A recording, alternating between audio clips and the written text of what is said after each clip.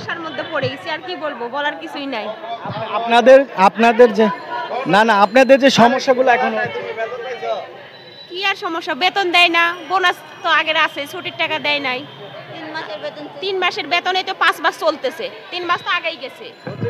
আপনাদের এখন যে মানে অফিস তো বন্ধ, আপনাদের পরিবার মানে কিভাবে চলতেছে, মানে সেটা চলবে যে ডাল ভাত খাই, একবেলা খাইতেছি, 2 বেলা না খাইয়ে থাকতেছি, আর কিভাবে চলবো, অনেক কষ্টে।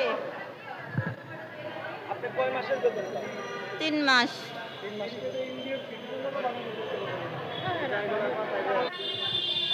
আচ্ছা, আপনারা যে এখানে আপনাদের বেতন এবং ভাতার দাবিতে যে আছেন, আপনারা মানে ঈদের আগেও দেখেছি আপনারা আন্দোলন করছেন, ঈদের আগে আপনাদের আন্দোলনে মনে হয় কিছু টাকাও দিছে, এরকম বক্তব্য আপনাদের উঠে আসছে।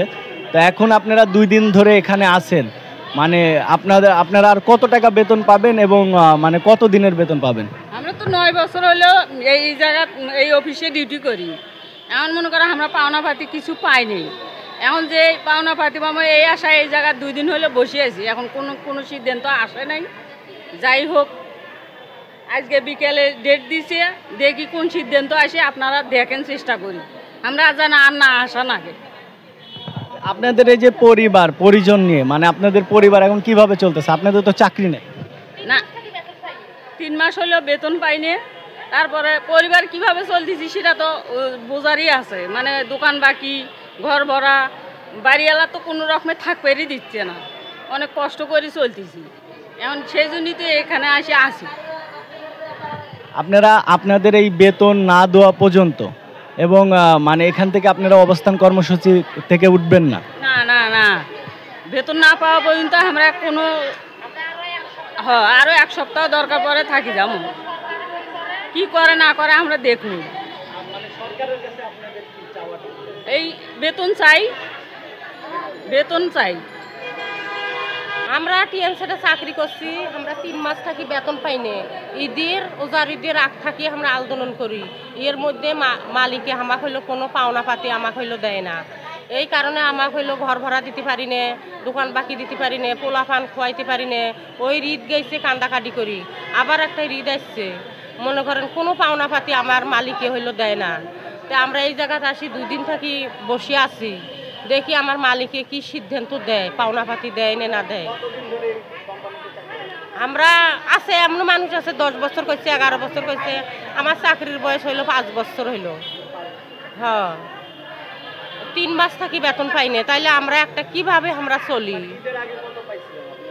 ঈদের আগে মনে করেন ওই যে আন্দোলন করিয়া খালি 9,000 করে টাকা দিছে সবাইকে। হ্যাঁ, আর হইলো বোনাস দেয় নাই, কিছু দেয় নাই।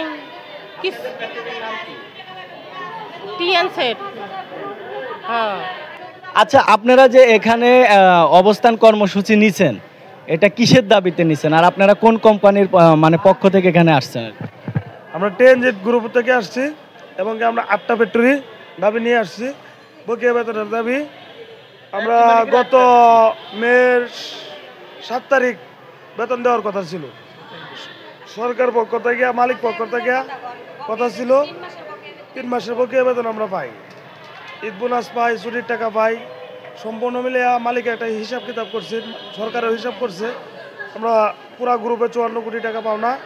তো 7 তারিখে মেয়ের দেওয়ার কথা ছিল, আজকে 14 তারিখ চলতেছে, এই পর্যন্ত কোনো আশ্বাসও নাই এবং আমরা বেতনও দেয়নি। আপনাদের মানে কোম্পানির যে মালিক, আমি যতদূর জানি উনি পলাতক আছে, ওনার মানে কোম্পানিকে একদম টোটাল বন্ধ হয়ে গেছে না ওনাদের কোম্পানির লোকদের মাধ্যমে কোম্পানিটা? ও পলাতক না বাইরে গেছে, কিন্তু কোম্পানি একদম বন্ধ করেছে, সম্পূর্ণ হিসাব কিতাব হয়ে গেছে। আমরা টাকা দিব 7 তারিখ, মেয়ে বলে দিছি, কিন্তু মেয়ের 7 তারিখ দেয় নাই। আজকে 13 তারিখ, 14 তারিখ আজ, এই পর্যন্ত টাকা দিতেছে না। আজকে আবার বসার কথা আশ্বাস দিচ্ছে আমরা, কিন্তু বসে কিনা তা তো বলতে পারি না। আমরা আজকে 3 দিন যাবতে রাইতে দিনে আছি। মানে প্রশাসন থেকে কিংবা সরকার থেকে আপনাদের কাছে বলছে যে আজকে আপনাদের সাথে বসবে, আপনারা সেই অপেক্ষায় এখানে অবস্থান কর্মসূচিতে আছেন।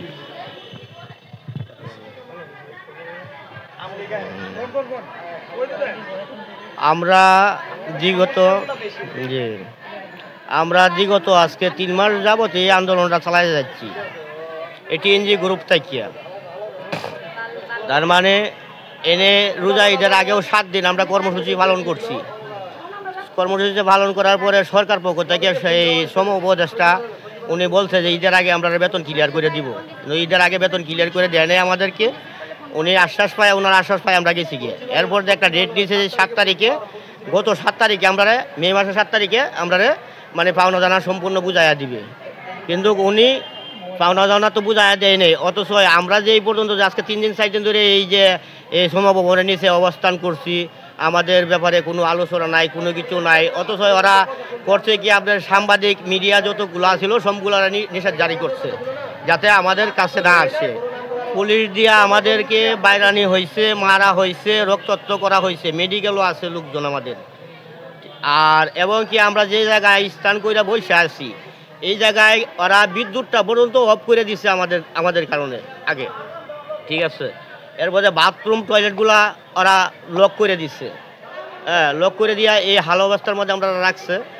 তা আমরা যতক্ষণ পর্যন্ত আমাদের এই দাবি বা আমরা পাওনা টাকা, আমরা তো আর ন্যায্য দাবি, আমরা যেটা মূল্য আমরা কাজ করছি, পরিশ্রম করছি, এই টাকাগুলো আমরা চাইতেছি। আমরা মালিকের কাছে ভিক্ষা চাইতেছি না, আর সরকারের কাছেও আমরা ভিক্ষা চাইতেছি না যে আমরা খাওয়াও, ঠিক আছে। আমরা পরিশ্রম করছি, গাম জড়াইছি, গ্রামের পরিশ্রমিক আমরা চাইছি, কিন্তু তারা আমাদেরকে নিয়ে এই তামসা করছে, মানে হয়রানি করতেছে।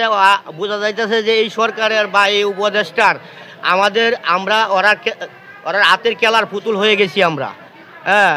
ওরা মানে আমরা যে মানুষ হিসাবে কোনো গণ্য নাই। আজকে 3 দিন যাবত আমরা এই যে শ্রমভবনের নিচে এভাবে আমরা এই রাস্তাঘাটে আমাদের মা বোন নিয়ে আমরা পয়রা রয়েছি, এনে আসি, কিন্তু কেউ আমাদেরকে কোনো আশ্বাস দেয় নাই। তাহলে গতকালকে একটা চিঠির মাধ্যমে জানানো হয়েছে যে শ্রম মন্ত্রণালয় ওরা বসবে, আজকে কয়টার দিকে যে বসবে এটাও আমরা জানি না, এটাও কোনো গ্যারেন্টি দেয় নাই। বা আলোচনা করবে, আলোচনায় কি বেতন দিবে না কি করবে এমন ধরনের কোনো আশ্বাস আমরা এখনো পাই নাই। তা আমাদের কর্মসূচি এটা চলবে যতদিন পর্যন্ত আমরা আমাদের টাকা না পাইছি, এতদিন পর্যন্ত আমরা এই কর্মসূচি চালাই যাব। মেয়েকে স্কুলের পরীক্ষার ফি দিতে পারতেছি না, স্কুলে যাওয়ার জন্য 10 টাকা রিক্সা ভাড়া লাগে তা দিতে পারতেছি না, মেয়েকে ভালো একটা খাবার দিতে পারতেছি না, আমার সংসারে আমি চাউল ডাল কিনতে পারতেছি না, মাছ মাংস কিনতে পারতেছি না। আমার এখন বাড়িতে কিস্তি আছে, কিস্তি দিতে পারতেছি না, কিস্তিওয়ালা এসে আমাকে ডিস্টার্ব করে। আমার স্কুলে স্যারেরা আমাকে ফোন দেয়, আপনার মেয়ের স্কুল বন্ধ করে দেব। আমি এখন অনুপায় হইয়া আমি শ্রমভবনের সামনে অবস্থান করছি। জি, আমি এই কোম্পানিতে 11 বছর প্লাস 12 বছরের ইতে পড়ছি আমি। এখন 3 মাসের বেতন, বোনাস, ছুটির টাকা এবং আমাদের ফ্যাক্টরি বন্ধ করে দিয়েছে, সেটেলমেন্ট আছে, আমাদের হলো অনেক পাওনা দাওনা আছে। দেবে কি দেবে না আদৌ এখন পর্যন্ত কোনো আশ্বাস আমরা পাইতেছি না। আমাদের একের পর এক ডেট দিতেছে, একের পর আমাদেরকে হয়রানি করতেছে। আমরা ঈদের আগে থেকে এই পর্যন্ত এখানে আমরা অবস্থান করছি। আমাদের অনেকবার বলছে 7 তারিখ দেবে, 22 তারিখ দেবে, 8 তারিখ দেবে, এরকম তারিখ দিয়ে আসছে, কিন্তু আমাদের আজ পর্যন্ত কোনো টাকা পয়সা দেওয়ার মতো কোনো পরিস্থিতি তারা দেখায় নাই, আশ্বাসই দিছে শুধু।